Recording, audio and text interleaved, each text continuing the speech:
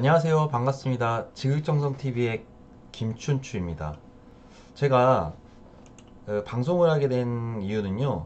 센터를 초기에 운영하시거나 막 시작하시는 분들은 어떤 서류를 어떻게 준비해야 되시는지 모르시는 경우가 대부분입니다.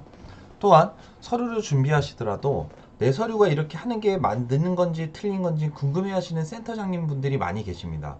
그러면 그런 분들은 주변에 뭐 다른 데 운영하시는 센터장님들에게 물어보시거나 뭐 공단에다가 확인을 하시게 되는데요.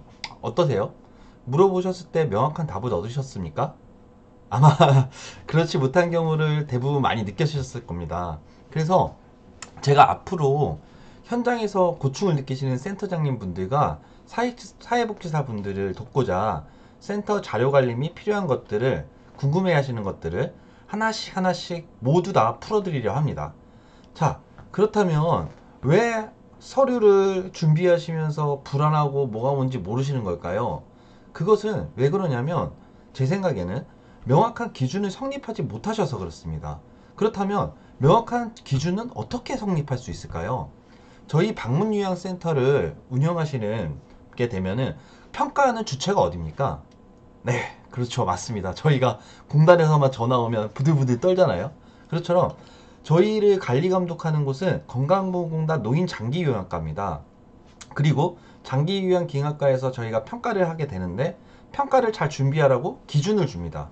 그것이 장기요양기간 평가 항목이라고 보시면 됩니다. 그러면 그 항목은 이제 31가지가 되는데요. 평가 항목을 통해서 우리가 센터를 이렇게 운영해야 된다는 기준을 설정하실 수가 있습니다. 제가 막 뭐 저도 이제 운영한 지가 벌써 10년이 돼 가는데 제가 뭐 10년 더 운영해가지고 뭐 운영을 해왔더니 이게 더 맞더라 아니면 뭐 이렇게 하니까 더 좋더라 해서 그 기준을 바꾸거나 그 기준에 따라 평가를 뭐 그 기준의 평가를 따르지 않고 제가 제 마음대로 운영한다면 어떻게 될까요? 그 평가에서 뭐 점수가 낮게 되거나 아니면 뭐 이렇게 평가가 좋지가 않겠죠. 어찌됐든 그렇죠. 그러니까 그 기준에 따라서 평가를 항목을 하셔야 됩니다. 뭐 더 뛰어나다고 바꾸시고 그러시면 안 됩니다. 그러면 제가 유형 평가 항목은 뭘까요? 어떻게 평가를 할까요? 그 5가지 형태로 평가를 확인을 합니다. 첫 번째, 기록. 두 번째, 현장. 세 번째, 면담. 네 번째, 유선. 다섯 번째, 전산입니다. 그러면 하나씩 제가 짚어 드릴게요. 기록 소류는 뭘까요? 네, 맞습니다. 자료입니다. 자료. 우리가 자료는 뭐가 있죠? 자료는 뭐 어르신 계약서가 있을 수 있고 페이퍼로 있는 뭐 위험도 평가지, 뭐 욕구사전 기록지, 선생님 쓰는 업무 수행 기록지, 뭐 여러 가지 돼 있죠. 그런 것들이 다 기록지라고 보시면 됩니다. 그리고 그것들이 기록인 거고요. 그 기록 항목들은 센터에 있으셔야 되는 거죠. 그리고 두 번째, 현장은 어딜까요?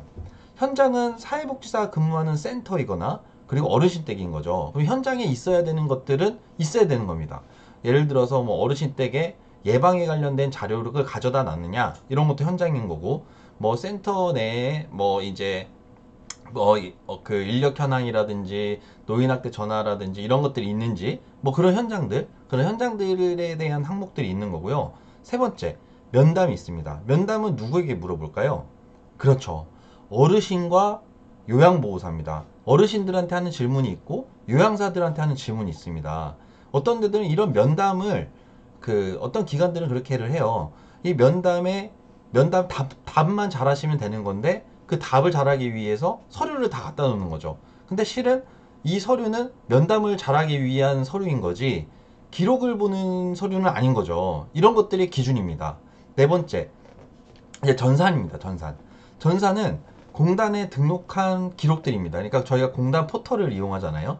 공단 포털에 전산 등록을 잘했느냐. 그게 뭐 RFID일 수도 있고, 그리고 그 기간 정보를 블로그가 있죠. 그 블로그에다 정보를 잘 올렸는지 그렇게 확인하는 것들이 있는 거죠. 그리고 마지막으로 유선입니다. 유선은 전화거든요. 전화를 어디다 갈까요? 네, 그렇죠. 맞습니다. 어르신 보호자들에게 하겠죠. 그럼 어떤 질문을 할까요? 뭐 센터에서 잘해주고 있느냐 뭐 이런 기타 질문들을 하겠죠. 이런 5가지 평가 형태를 총 31가지 항목으로 정리해서 5가지 평가 방법에 따라서 센터를 운영하고 관리를 하시면 됩니다. 저는 이 31가지 항목을 업무 프로세스 따라 좀 쭉 정리해드리고 이제 알려드리려고 해요. 그러면 이게 뭔지를 제가 간략하게 좀 설명을 드릴게요. 오늘은 어떤 거다 이제 소개하는 영상이니까. 자, 등급을 저희가 받다 드렸어요. 등급을 받게 되시면은 어르신 댁에 처음에 가잖아요. 처음에 가면은 무엇을 해야 되는지. 네, 그렇죠. 뭐 이렇게 하셔야 되는 겁니다. 네, 그 다음에 이렇게 하고 나서 그 다음에 돌아왔어요. 그러면 저희가 뭘 하죠? 요양보호사 구인을 해야 되잖아요.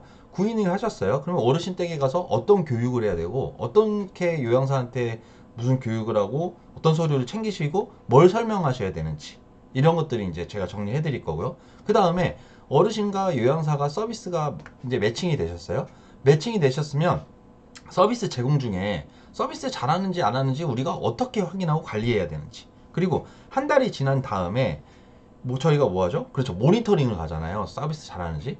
그럼 모니터링을 갔을 때 어떻게 관리하고 그리고 무엇을 확인을 해야 하는지. 그 다음에 이제 사이클이 다 돌고 나서 센터에서 연 단위로 이제 뭐 사례 회의도 해야 되고 직원 회의도 해야 되고 여러 가지 회의도 해야 되고 그리고 운영 규정도 챙기셔야 되고 급여 제공 지침도 챙기셔야 되고 이런 것들이 어떻게 작성하고 이걸 왜 있는지 이걸 어떻게 관리해야 되는지 제가 앞으로 하나씩 하나씩 풀어나가면서 제가 이제 그 제공해 드리려고 합니다. 그러니까 제가 이 영상이 도움이 되시거나 하시면은 제게 힘을 주실 수 있도록 구독과 좋아요를 눌러 주셔서 네, 제게 힘을 주세요.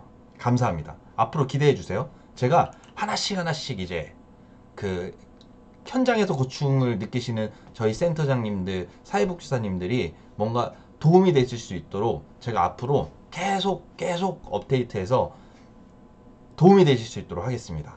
감사합니다.